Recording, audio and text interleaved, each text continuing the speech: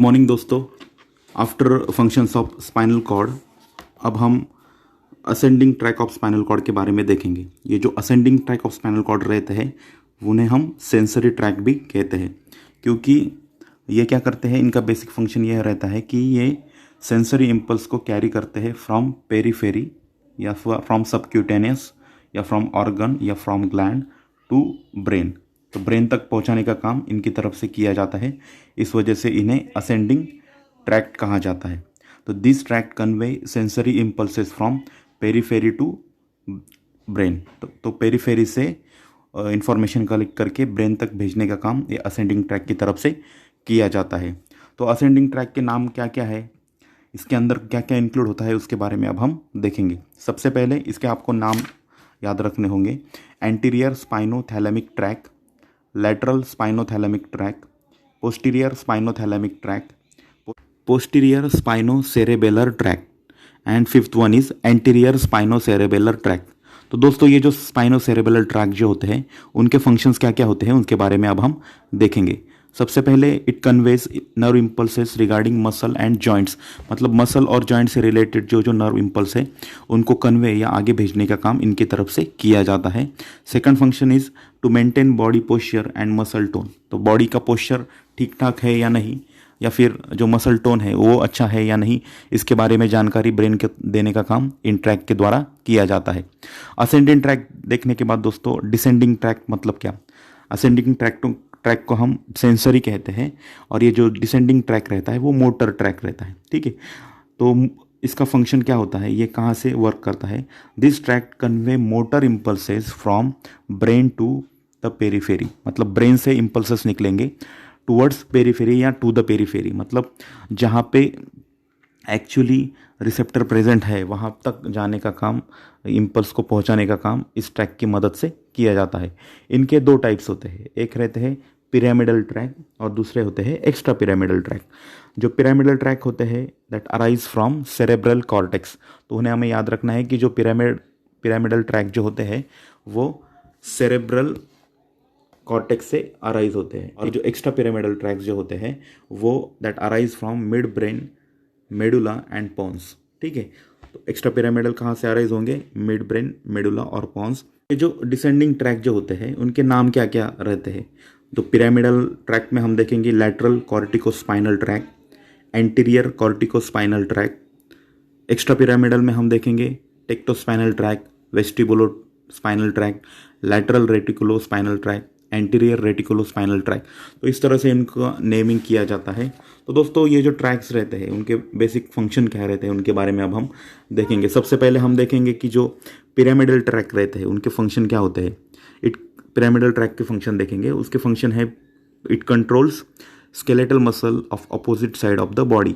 दोस्तों हमें पता है कि पिरामिड के अंदर डी का सेक्शन होता है, वहाँ पे लेफ्ट साइड के जो ट्रैक है वो क्रॉस कर जाते हैं, वहाँ पे क्रॉसिंग होती है और राइट साइड में चले जाते हैं।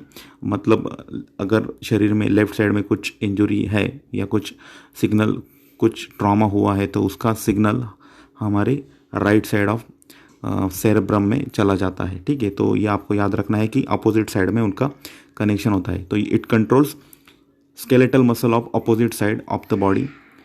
सेकंड फंक्शन इसका है कोऑर्डिनेट डिस्क्रीट मूवमेंट, और थर्ड फंक्शन जो है it coordinates movements of the axial skeletal.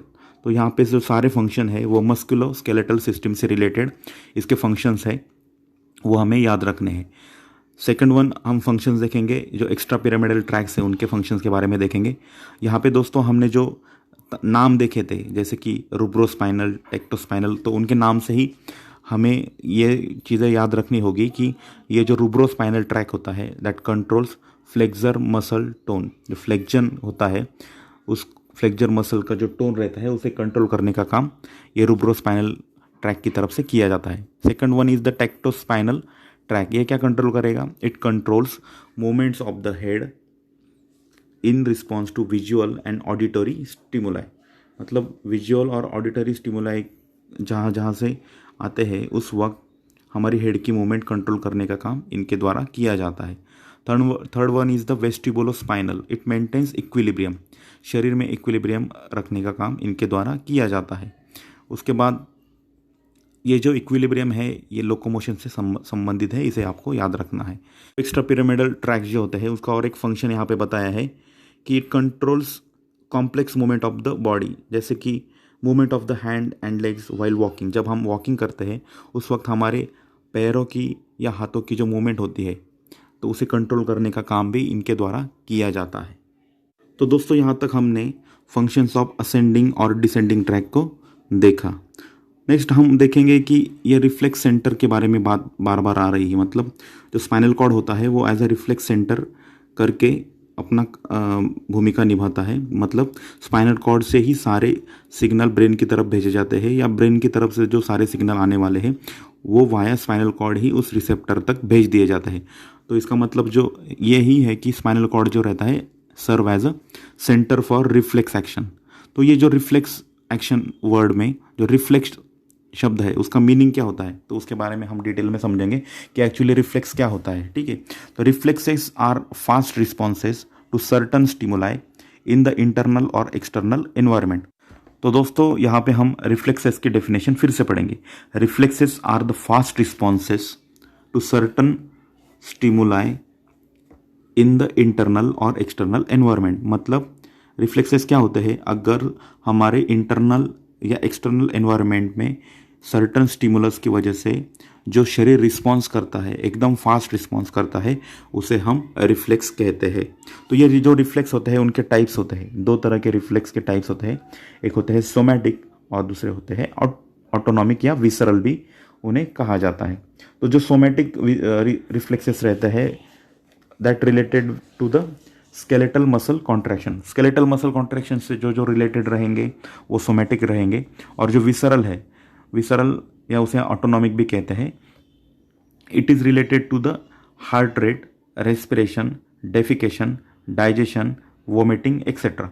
मतलब जो अंदर हमारी इनवॉलंटरी सारी मूवमेंट्स चल रही है वो उनके अंदर अगर कुछ फास्ट रिस्पॉन्स या कुछ स्टिमुलाई की वजह से रिफ्लेक्स जनरेट हो रहे हैं तो वो सारे विसरल के अंदर आ जाते हैं। तो उसमें हार्ट रेट आता है, रेस्पिरेशन आएगा, डेफिकेशन आएगा, डाइजेशन या वोमिटिंग।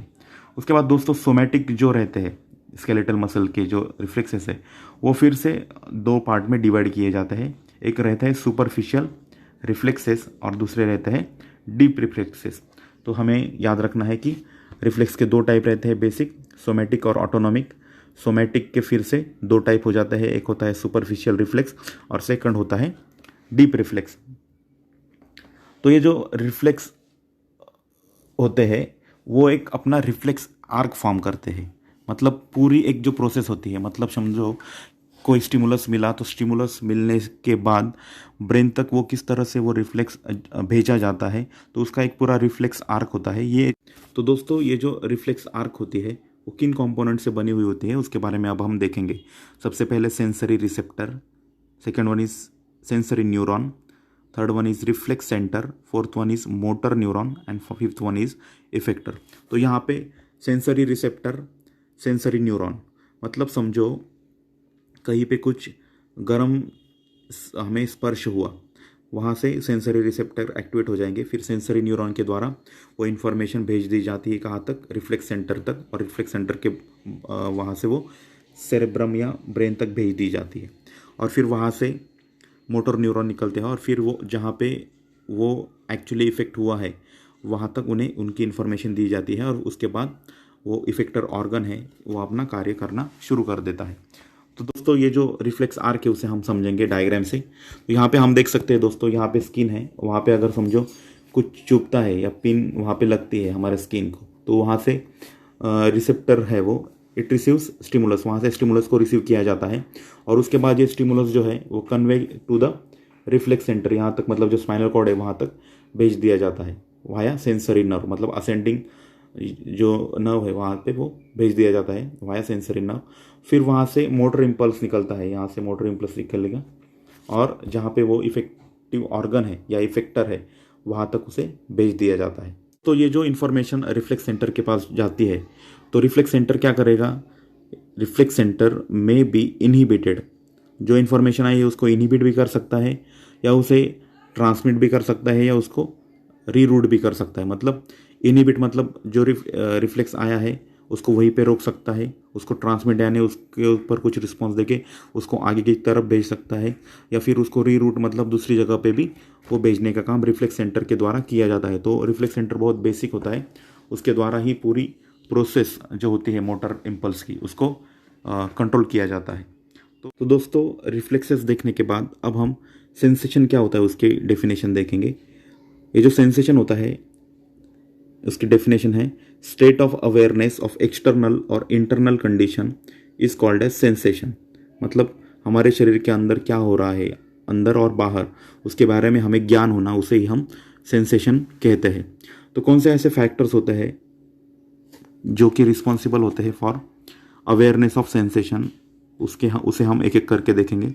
सबसे पहले स्टिमुलेशन, उसके बाद conversion of stimulus to impulse, next conduction of impulse, and last one is translation of impulse in the brain. तो ये जो सारे फैक्टर्स हैं उनकी वजह से हमें सेंसेशन का ज्ञान होता है। सबसे पहले स्टिमुलस, स्टिमुलस मतलब रिसेप्टर्स को स्टिमुलस मिलेगा, और जो स्टिमुलस मिलेगा फिर उस स्टिमुलस को कन्वर्ट किया जाता है इम्पल्स के अंदर, और फिर ये इम्पल्सेस कैरी किए जाते हैं कहाँ पे, थ्रू सेंसरी या मोटर नर्व के द्वारा उनको कैरी किया जाता है। और ट्रांसलेशन मतलब ट्रांसलेशन यानी उस जो इम्पल्स आया है उसका क्या मीनिंग है वो ब्रेन में जाके उसे ट्रांसलेट करते हैं। मतलब ब्रेन उसको समझ जाता है कि यहाँ पे गर्म पानी लगा है या कुछ सुई चुभ गई है, तो इसका ज्ञान होना, इसको ट्रांसलेट करना, उसका मतलब निकालना ब्रेन का काम होता है, और उसके बाद वो एक्शन करता है। तो किस तरह से ये नर्व इम्पल्स कंडक्ट होते हैं उसके बारे में आप देखेंगे। सबसे पहले नर्व इम्पल्स के द्वारा नर्व इम्पल्स जो होते हैं वो कंडक्ट किए जाते हैं along the ascending tract via spinal cord towards the cerebrum. तो हमें याद रखना है कि इम्पल्स की एक डायरेक्शन रहती है, इम्पल्स नर्व इम्पल्स जो रहते हैं वो कंडक्ट किए जाते हैं along ascending tract via spinal cord towards the cerebrum.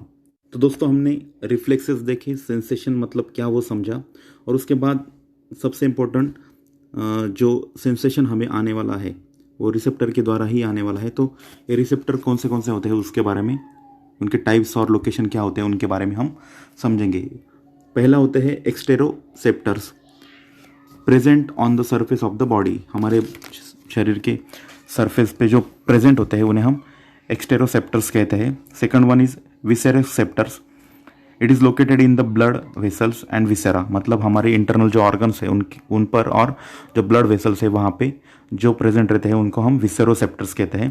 Third one is proprioceptors that are present in muscles, tendons, joints and internal ear. ये जो प्रोप्रियोसेप्टर्स जो रहते हैं वो कहाँ प्रेजेंट रहते हैं, muscle, tendon, joints and internal ear, ठीक है। और ये जो प्रोप्रियोसेप्टर्स जो रहते हैं it provides information about position and movement.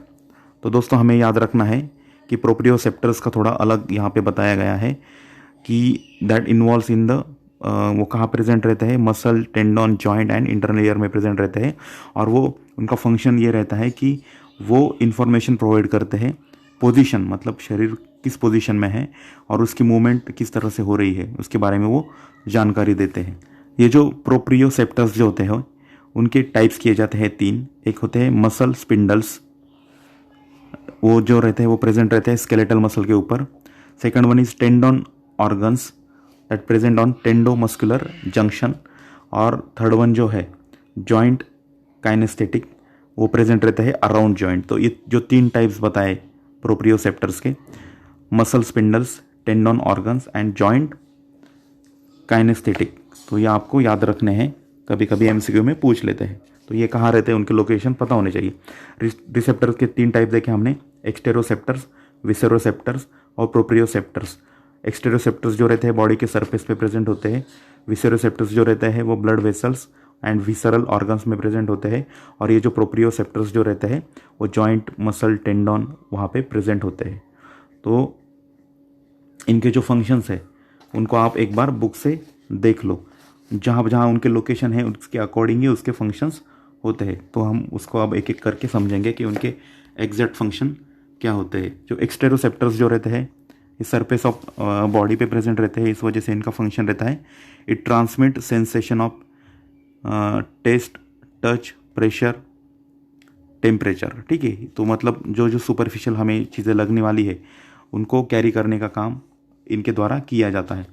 Next जो है विसेरोसेप्टर, उनका फंक्शन रहता है, ये प्रेजेंट रहते हैं विसरा में या फिर ब्लड वेसल्स में। इनका फंक्शन क्या रहेगा, तो प्रेशर क्या है ब्लड वेसल्स के अंदर, उसके बाद हंगर, थर्स्ट एंड फटिक के बारे में जानकारी देने का काम इन रिसेप्टर्स के द्वारा दिया जाता है। और लास्ट वन जो है प्रोप्रियोसेप्टर्स, उनका फंक्शन है transmit sensation regarding body position, movement and equilibrium, ठीक है। तो इनको आप एक बार देख लो दोस्तों। नेक्स्ट अब हम देखेंगे कि ये जो रिसेप्टर्स है वो जिस तरह का सेंसेशन उसको मिलता है उसके अकॉर्डिंग भी उनके कुछ टाइप किए जाते हैं, उसके बारे में अब हम देखेंगे। जैसे कि थर्मोरिसेप्टर्स कहा गया है, तो वो टेम्परेचर अगर आया तो तब एक्टिवेट हो जाते हैं। नोसिसेप्टर जो कि पेन को डिटेक्ट करते हैं। फोटो रिसेप्टर्स जो रहते हैं डिटेक्ट लाइट ऑन रेटिना। और केमो रिसेप्टर्स जो रहते हैं detect taste, smell, oxygen, carbon dioxide level in the blood. तो इस तरह से दोस्तों thermo receptors, noci receptors, photo receptor और केमो रिसेप्टर अपना अपना काम करते हैं। तो दोस्तों अब सबसे इंपॉर्टेंट टॉपिक जो है फिजियोलॉजी ऑफ सेंसरी पाथवे, उसके बारे में हम समझेंगे। दोस्तों जैसे कि हमें पता है सेंसरी पाथवेज जो होते हैं उसे ही हम असेंडिंग ट्रैक भी कहते हैं। ये क्या काम करते हैं, फ्रॉम रिसेप्टर से ब्रेन तक सिग्नल भेजने का काम करते हैं, ठीक है, अपोजिट साइड में, क्योंकि वहाँ पे जो पिरामिड्स होते हैं वहाँ पे एक्चुअली क्रॉसिंग होती है नर्व फाइबर्स की। हमारे लेफ्ट साइड को अगर कुछ प्रॉब्लम है तो वहाँ से वो इन्फॉर्मेशन कलेक्ट करेंगे to the opposite side of the spinal cord और मेडुला। तो मेडुला में या फिर स्पाइनल कॉर्ड के अपोजिट साइड में वो इन्फॉर्मेशन भेजने का काम करते हैं। Then primary somesthetic area of the cerebral cortex, तो यहाँ पे बोला है कि जो प्राइमरी इन्फॉर्मेशन रहेगी या कुछ सेंसेशन आया तो रिसेप्टर से वो पूरी जानकारी ली जाती है और उसके बाद opposite side of the medulla या स्पाइनल कॉर्ड को भेज दी जाती है और वहाँ से वो फिर जानकारी जो प्राइमरी सोमेस्टेटिक एरिया रहता है सेरेब्रल कॉर्टेक्स में वहाँ तक भेज दी जाती है। मतलब हमें दोस्तों मोटा मोटा ऐसा समझना है कि ये जो पूरी जानकारी है मतलब रिसेप्टर से लेकर ब्रेन तक इसे भेजा जाता है। कहाँ पे, सेंसरी पाथवे में। तो सेंसरी पाथवे को हम दूसरा नाम हमने देखा था कि उसे असेंडिंग ट्रैक भी कहते हैं, क्योंकि because it ascend from receptor up to the brain. मतलब असेंड मतलब ऊपर की तरफ जाता है, ठीक है। कहाँ से जाता है, from receptors up to the brain, मतलब नीचे से ऊपर की तरफ जाता है, इस वजह से उसे असेंडिंग ट्रैक भी कहता है। तो ये जो सेंसरी पाथवे होते हैं उनको दो कैटेगरीज में डिवाइड किया जाता है, two general sensory pathways. Number 1 is posterior column pathway and second is spinothalamic pathway. तो सबसे पहले अब हम फंक्शंस देखेंगे पोस्टीरियर कॉलम पाथवे के। तो उसका एक फंक्शन, बेसिक फंक्शन होता है, it conduct impulse related to proprioceptors. जो प्रोप्रियोसेप्टर्स की जो फंक्शन है मतलब awareness of position of the body और डायरेक्शन ऑफ द मूवमेंट, उसके बारे में इम्पल्स कंडक्ट करने का काम पोस्टीरियर कॉलम पाथवे की तरफ से किया जाता है। उसके बाद ability to recognise exact location of the stimulus, stimulus कहाँ पे है एग्जैक्टली उसको रिकॉग्नाइज करने का, या फिर डिस्क्रिमिनेटिव टच जिसे हम कहते हैं, मतलब एग्जैक्ट लोकेशन ऑफ स्टिमुलस को रिकॉग्नाइज करने का काम इनके द्वारा किया जाता है। और थर्ड वन इज वाइब्रेशन। तो दोस्तों अब हम किस तरह से पोस्टीरियर कॉलम पाथवे में इम्पल्स आगे भेजे जाते हैं उसके बारे में, उसका जो पाथवे होता है उसको डिटेल में समझेंगे। दोस्तों इसमें 3 तरह के न्यूरॉन देखे जाते हैं, एक होते हैं first order neuron, second order neuron and third order neuron. तो वो किस तरह से first and second and third order neuron work करते हैं उसके बारे में हम समझेंगे। फर्स्ट ऑर्डर न्यूरॉन जो होते हैं ऑफ पोस्टीरियर कॉलम पाथवे, वो कनेक्ट करते हैं किसको, रिसेप्टर से स्पाइनल कॉर्ड तक, ठीक है। मतलब स्पाइनल कॉर्ड से लेकर रिसेप्टर तक जो न्यूरॉन होते हैं वो होते हैं फर्स्ट ऑर्डर न्यूरॉन। उसके बाद सेकंड ऑर्डर न्यूरॉन जो होता है उनका रोल होता है, और ये सेकंड ऑर्डर न्यूरॉन कहाँ से कहाँ तक रहते हैं, it extend from posterior root of ganglion of spinal cord which passes through medulla, और मेडुला के बाद में स्पाइन थैलेमस में जाएंगे। लेकिन मेडुला और थैलेमस के बीच में वहाँ पे क्रॉसिंग होता है, क्रॉसिंग ऑफ न्यूरॉन्स का क्रॉसिंग होता है, और क्रॉसिंग होने के बाद ही वो थैलेमस में भेज दिए जाते हैं। और थैलेमस में जाने के बाद थर्ड ऑर्डर न्यूरॉन का रोल आता है। तो third order neuron from thalamus terminates primary somesthetic area of the parietal cortex, तो इस तरह से सेरेब्रम तक इन्हें भेजा जाता है। तो दोस्तों पोस्टीरियर कॉलम पाथवे को अब हम इस डायग्राम से समझेंगे। दोस्तों यहाँ पे हम first order neuron, second order neuron और थर्ड ऑर्डर न्यूरॉन देख सकते हैं। यहाँ पे जो फर्स्ट ऑर्डर न्यूरॉन है यहाँ पे वो रिसेप्टर टू स्पाइनल कॉर्ड तक रहेगा। फिर सेकंड ऑर्डर न्यूरॉन शुरू होते हैं स्पाइनल कॉर्ड से लेकर थैलेमस तक, यहाँ तक सेकंड ऑर्डर न्यूरॉन। और थर्ड ऑर्डर न्यूरॉन जो है थैलेमस से लेकर यहाँ तक parietal lobe of cerebral cortex या सेरेब्रम तक वो जाता है। तो इस तरह से हम जो पोस्टीरियर कॉलम पाथवे है उसको समझ सकते हैं। पोस्टीरियर कॉलम पाथवे समझने के बाद अब हम स्पाइनोथैलेमिक पाथवे के बारे में देखेंगे। स्पाइनोथैलेमिक पाथवे होता है, उसके दो डिवीजन किए जाते हैं, एक होते हैं lateral and second one is anterior. तो उसको एक एक करके समझेंगे। सबसे पहले उसके फंक्शंस क्या होते हैं उसको जानेंगे। स्पाइनोथैलेमिक पाथवे उसके दो डिवीजन एंटीरियर एंड लैटरल। तो लैटरल स्पाइनोथैलेमिक पाथवे जो होते हैं उनका फंक्शन होता है कि ये जो इम्पल्स कंडक्ट करते हैं वो होते हैं पेन एंड टेम्परेचर से रिलेटेड। और जो एंटीरियर स्पाइनोथैलेमिक पाथवे जो होते हैं it conduct impulses for light, touch and pressure. तो ये लैटरल जो करेंगे पेन और टेम्परेचर के लिए इम्पल्स को कंडक्ट, और एंटीरियर जो है लाइट, टच और प्रेशर के लिए इम्पल्स कंडक्ट करते हैं। तो इनके भी तीन न्यूरॉन्स होते हैं, मतलब first order neuron, second order neuron और थर्ड ऑर्डर न्यूरॉन। तो वो किस तरह से वर्क करते हैं उसके बारे में अब हम टेम्परेचर, मतलब कुछ गर्म चीज़ हमें लगी तो उस वक्त फर्स्ट ऑर्डर न्यूरॉन स्टार्ट हो जाते हैं कहाँ तक, स्पाइनल कॉर्ड तक। तो ये तो फर्स्ट ऑर्डर न्यूरॉन पहुँच गए स्पाइनल कॉर्ड में। फिर उसके बाद स्पाइनल कॉर्ड से सेकंड ऑर्डर न्यूरॉन स्टार्ट होते हैं और वो crosses opposite side of the spinal cord. The second order neuron जो होते हैं it crosses opposite side of the spinal cord. Spinal cord में आने के बाद वो जो एक्सॉन रहते हैं न्यूरॉन्स के वो अरेंज होते हैं लैटरली, उस वजह से उनको लैटरल कॉलम पाथवे कहा जाता है। ठीक है, तो यहाँ तक हमने समझा कि फर्स्ट ऑर्डर न्यूरॉन क्या करेगा, जो पेन है या टेम्परेचर है वहाँ से वो शुरू होगा स्पाइनल कॉर्ड तक। स्पाइनल कॉर्ड में आने के बाद उनका क्रॉसिंग होगा, और क्रॉसिंग होने के बाद ये जो एक्सॉन्स रहते हैं न्यूरॉन्स के वो एक लैटरली अरेंज किए जाते हैं, उस वजह से उनको लैटरल कॉलम पाथवे कहा जाता है। दोस्तों इस तरह से सेकंड ऑर्डर न्यूरॉन स्टार्ट होते हैं स्पाइनल कॉर्ड से, और उसके बाद वो आगे चलते हैं ब्रेन स्टेम, और ब्रेन स्टेम के बाद वो थैलेमस तक पहुंच जाते हैं। और थैलेमस जो होता है हमारा, it is the site of conscious recognition of pain and temperature. मतलब पेन और टेम्परेचर रिकग्निशन करने का काम थैलेमस के द्वारा किया जाता है। और उसके बाद ये थर्ड ऑर्डर न्यूरॉन स्टार्ट हो जाते हैं थैलेमस से टूवर्ड्स द सेरेब्रल कॉर्टेक्स, मतलब सेरेब्रल कॉर्टेक्स तक थर्ड ऑर्डर न्यूरॉन पहुंच जाते हैं। तो दोस्तों इस तरह से हमने देखा कि पेन और टेम्परेचर के बारे में फर्स्ट ऑर्डर न्यूरॉन स्टार्ट होते हैं, उसके बाद सेकंड ऑर्डर न्यूरॉन, और उसके बाद एंड में थैलेमस से लेकर सेरेब्रल कॉर्टेक्स तक थर्ड ऑर्डर न्यूरॉन का रोल होता है। मतलब दोस्तों हमें याद रखना होगा रिसेप्टर के बाद सेंसरी नर्व फाइबर्स के बाद असेंडिंग ट्रैक, और असेंडिंग ट्रैक शुरू होगा स्पाइनल कॉर्ड से और एंड होगा थैलेमस में, और थैलेमस से वो जानकारी आगे सेरेब्रल कॉर्टेक्स तक भेज दी जाती है। दोस्तों फिजियोलॉजी ऑफ सेंसरी पाथवे देखने के बाद अब हम फिजियोलॉजी ऑफ मोटर पाथवे को समझेंगे। दोस्तों ये जो मोटर पाथवे होता है उसे ही हम डिसेंडिंग ट्रैक भी कहते हैं, because it travels from cerebrum to the different part of the body. Ascending tract में हमने देखा फ्रॉम रिसेप्टर टुवर्ड्स ब्रेन ऐसी मूवमेंट होती है, लेकिन डिसेंडिंग ट्रैक में इट ट्रैवल्स फ्रॉम सेरेब्रम, मतलब ब्रेन से होके शरीर के अलग अलग पार्ट्स में इसके सिग्नल या इम्पल्स भेजे जाते हैं, इस वजह से इसे डिसेंडिंग ट्रैक भी कहा जाता है। दोस्तों हमने पिरामिडल ट्रैक्ट और एक्स्ट्रा पिरामिडल ट्रैक के बारे में देखा था पहले, तो ये दोनों भी ट्रैक इस मोटर पाथवे में इन्वॉल्व होते हैं, तो उसे हम आगे समझने वाले हैं किस तरह से। ये जो मोटर पाथवे होते हैं उसके अंदर दो तरह के न्यूरॉन पाए जाते हैं, एक अपर मोटर न्यूरॉन और second one is lower motor neuron.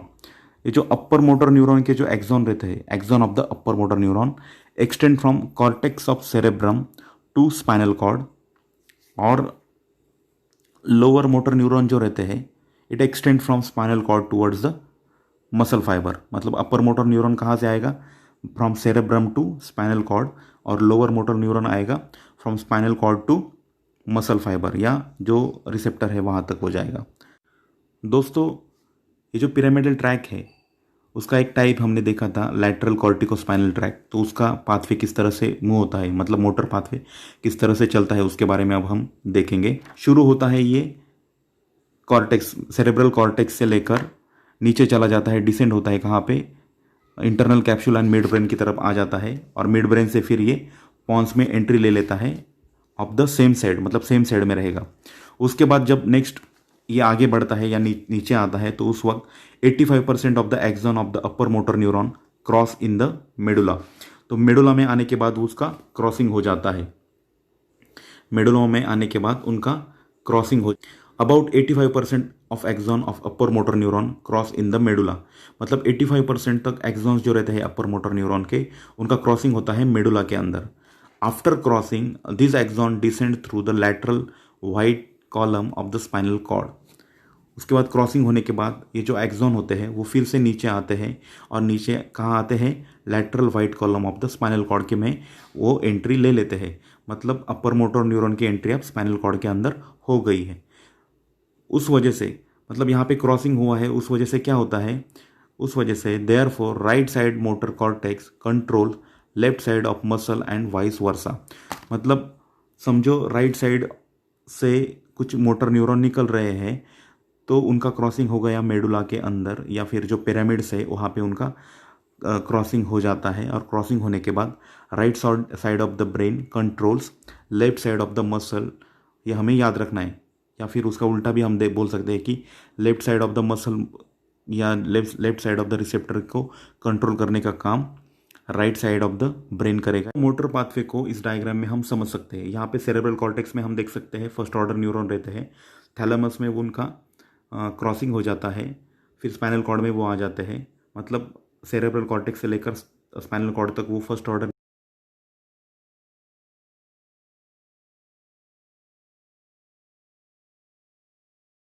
में, यहाँ आने के बाद वो सेकंड ऑर्डर न्यूरॉन हो जाते हैं, टुवर्ड्स द मसल तक वो सेकंड ऑर्डर न्यूरॉन ही रहते हैं।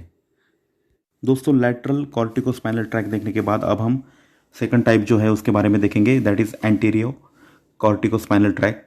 ये भी डिसेंड होता है फ्रॉम कॉर्टेक्स, सेरेब्रल कॉर्टेक्स से ये डिसेंड होता है नीचे, but it don't cross in medulla but cross in spinal cord. तो ये दोस्तों मेडुला में क्रॉस नहीं होता है, और ये कहाँ पे इसका क्रॉसिंग होता है, तो स्पाइनल कॉर्ड में इसका क्रॉसिंग होता है। Therefore anterior corticospinal tract is an uncrossed pyramidal tract. तो दोस्तों ये चीज़ हमें यहाँ पे याद रखनी है कि इसका क्रॉसिंग नहीं होता है मेडुला के अंदर। तो दोस्तों ये जो अपर मोटर न्यूरॉन है या लोअर मोटर न्यूरॉन है, उनका क्लिनिकल क्या इंपॉर्टेंस है उसको समझेंगे। हमें सबसे पहले पता होना चाहिए लोअर मोटर न्यूरॉन जो होते हैं वो स्टार्ट होते हैं स्पाइनल कॉर्ड से लेकर जो स्केलेटल है या जो रिसेप्टर है वहाँ तक वो लोअर मोटर न्यूरॉन होते हैं।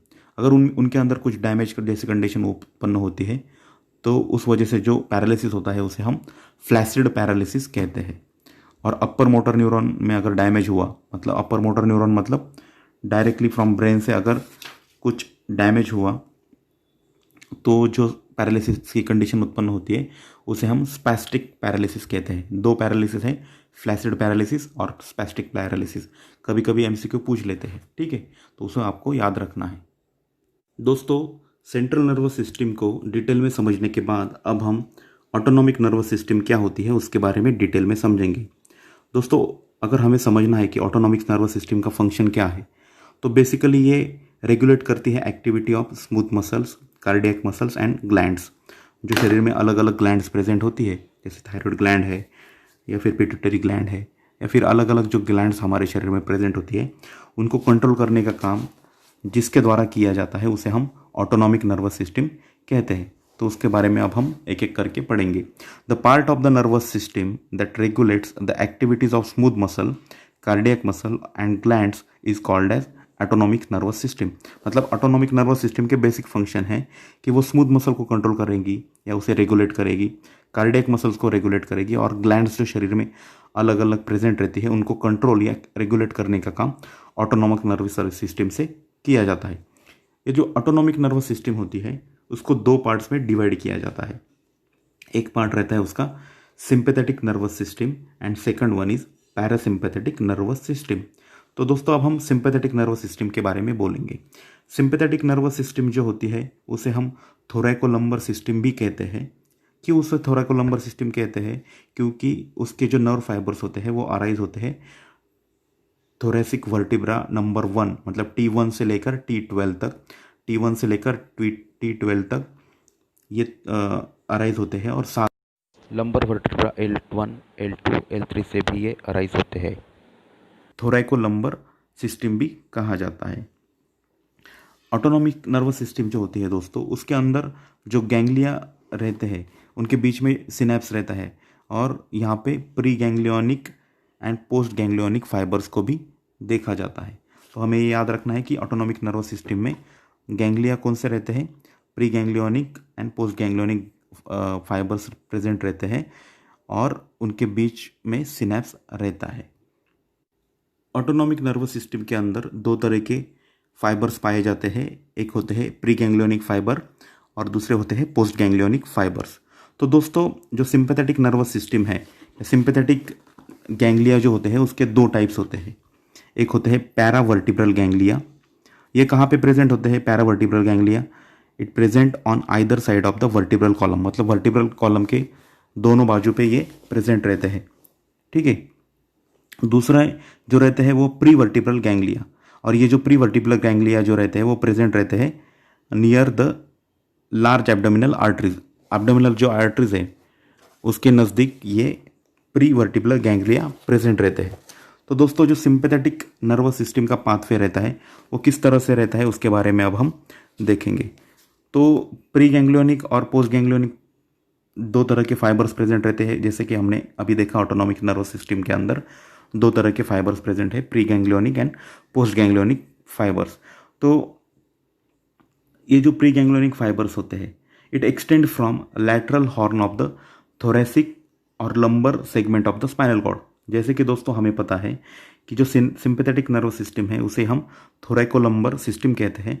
तो जो फाइबर एक्सटेंड होने वाले हैं वो स्पाइनल कॉर्ड के इसी रीजन से एक्सटेंड होने वाले हैं, और ये एक्सटेंड होके कहाँ जाते हैं? जैसे हमें पता है कि सिंपैथेटिक नर्वस सिस्टम के अंदर दो तरह के गैंग्लिया होते हैं, एक होते हैं प्री वर्टिब्रल और पैरावर्टिब्रल गैंग्लिया। तो ये फाइबर वहाँ से अराइज होके जहाँ पे भी स्टिमुलस है मिला है या जहाँ पे भी कुछ सिग्नल मिला है वहाँ पे ये दोनों इसमें से वो मूव होते हैं, और उसके बाद वो post ganglionic nerve fibre extend हो जाते हैं फ्रॉम दिस गैंग्लिया। मतलब प्री और पोस्ट पैरावर्टिब्रल गैंग्लियन से पोस्ट गैंग्लियोनिक फाइबर शुरू हो जाते हैं, और वो फिर एंड होते हैं that terminates in the organ और ग्लैंड। सबसे पहले हमें समझना है कि जो प्री गैंग्लियोनिक फाइबर होते हैं, नर्व फाइबर, वो अराइज होते हैं from the lateral segment of thoracic and lumbar spinal cord. उसके बाद ये सिंपैथेटिक नर्वस सिस्टम की बात कर रहे हैं, तो प्री वर्टिब्रल या पैरावर्टिब्रल गैंग्लियन की तरफ से जहाँ भी ये इन्फॉर्मेशन भेजनी है वो डिसाइड किया जाता है, और उसके बाद पोस्ट गैंग्लियोनिक फाइबर एक्चुअली जिस ऑर्गन पे कार्य करना है उस ऑर्गन पे जाके टर्मिनेट होते हैं, वहाँ पे जाके रुक जाते हैं। सेकंड जो टाइप है पैरासिम्पैथेटिक नर्वस सिस्टम, उसके बारे में अगर बात करना है तो उसका दूसरा नाम होता है क्रैनियोसैक्रल सिस्टम। क्यों उसे क्रैनियोसैक्रल सिस्टम कहा जाता है? क्योंकि यह अराइज होती है from 3rd, 7th, 9th and 10th cranial nerves from the brain stem and the lateral sacral segment, lateral sacral segment और 3rd, 7th, 9th and 10th cranial nerve से ये अराइज होती है। उस वजह से उसे क्रैनियोसैक्रल सिस्टम भी कहा जाता है। किसे? पैरासिम्पैथेटिक नर्वस सिस्टम को। तो ये जो पैरासिम्पैथेटिक नर्वस सिस्टम होती है उसके अंदर भी 4 तरह के गैंग्लियन पाए जाते हैं। तो दोस्तों, यहाँ पे हमें याद रखना है कि ये जो पैरासिम्पैथेटिक नर्वस सिस्टम होती है, this emerges from brain stem and passes along with 4 cranial nerves. उस वजह से उसे क्रैनियोसैक्रल सिस्टम भी कहा जाता है। पैरासिम्पैथेटिक जो नर्वस सिस्टम है उसके अंदर भी गैंग्लियन प्रेजेंट रहते हैं 4 तरह के। उसे हम टर्मिनल गैंग्लिया भी कहते हैं। उसे हम एक एक करके अब देखेंगे। पहले होते हैं ciliary ganglia. It extend from lateral to each optic nerve. Second one is the pterygopalatine ganglia. ये कहाँ से एक्सटेंड होते हैं? Lateral to sphenopalatine foramen. Third one is the submandibular ganglion. It is seen near the duct of submandibular salivary gland, and fourth one is the optic ganglia, it is inferior to each foramen ovale. तो इस तरह से ये 4 तरह के ganglion होते हैं और ये गैंग्लियन की मदद से ही वो अपना फंक्शन करते हैं। पैरासिम्पैथेटिक नर्वस सिस्टम के अंदर 2 तरह के रिसेप्टर पाए जाते हैं, एक होते हैं मस्कैरिन रिसेप्टर और दूसरे होते हैं निकोटिनिक रिसेप्टर्स। तो आगे यहाँ पे बुक में sympathetic and parasympathetic nervous system के बारे में उनका डिफरेंस बताया है कि सिंपैथेटिक नर्वस सिस्टम मतलब क्या, पैरासिम्पैथेटिक नर्वस सिस्टम मतलब क्या, उसके बारे में आप अच्छी तरह से पढ़ लो, क्योंकि कभी कभी इस पर क्वेश्चन डायरेक्टली आ जाता है, उसको हम समझेंगे। तो सिंपैथेटिक नर्वस सिस्टम जो होती है उसे हम थोरैकोलम्बर आउटफ्लो कहते हैं। पैरासिम्पैथेटिक नर्वस सिस्टम को हम क्रैनियोसैक्रल आउटफ्लो कहते हैं। यहाँ पे pre ganglionic fibres are longer होते हैं, यहाँ पे पैरासिम्पैथेटिक में वो शॉर्ट होते हैं। गैंग्लिया प्रेजेंट कहाँ रहते हैं, वर्टिब्रल कॉलम के आइदर साइड में प्रेजेंट होते हैं, और यहाँ पे गैंग्लियन प्रेजेंट ही होते हैं। 4 तरह के हमने देखे। उसके बाद सिंपैथेटिक की वजह से हार्ट रेट और बीपी इंक्रीज होता है, और पैरासिम्पैथेटिक में heart rate and BP decrease होता है। तो बहुत सारे पॉइंट्स दिए हैं, उसे आप एक बार बुक से देख लीजिए। नेक्स्ट, ऑटोनॉमिक नर्वस सिस्टम की अगर बात करें तो वहाँ पे बहुत सारे न्यूरोट्रांसमीटर्स होते हैं, और न्यूरोट्रांसमीटर के द्वारा ही वो अपना प्रॉपर फंक्शन करते हैं।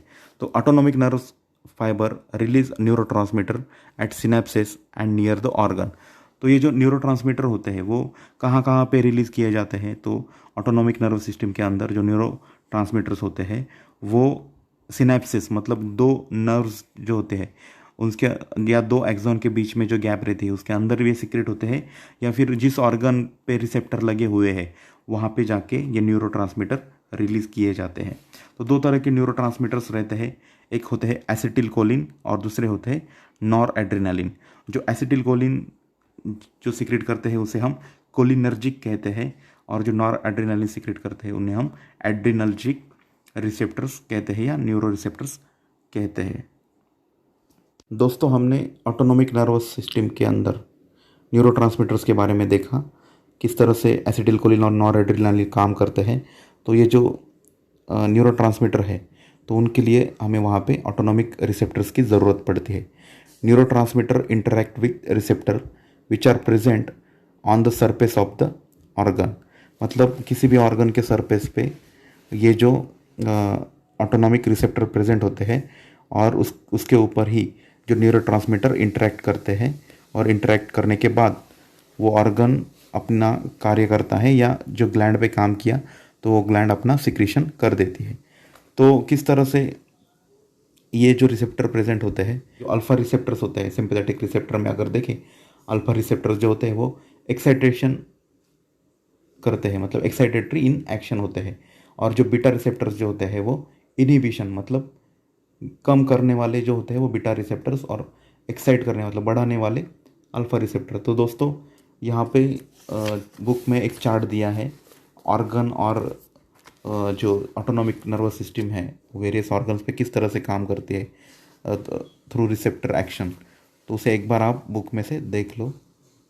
तो यहाँ पे हम समझ सकते हैं कि हार्ट पे उनका क्या फंक्शन है, या ब्रोंक्यूल्स पे कैसा फंक्शन होता है, स्मॉल इंटेस्टाइन में गैस्ट्रिक ग्लैंड्स पे कैसा फंक्शन है। तो उसको डिटेल में एक बार समझ लीजिए, बहुत ईजी है, आप अच्छी तरह से समझ जाओगे। तो दोस्तों, मैं आशा करता हूँ कि यहाँ तक आपको समझ में आया होगा। तो यहाँ पे हम रुकेंगे। Thank you.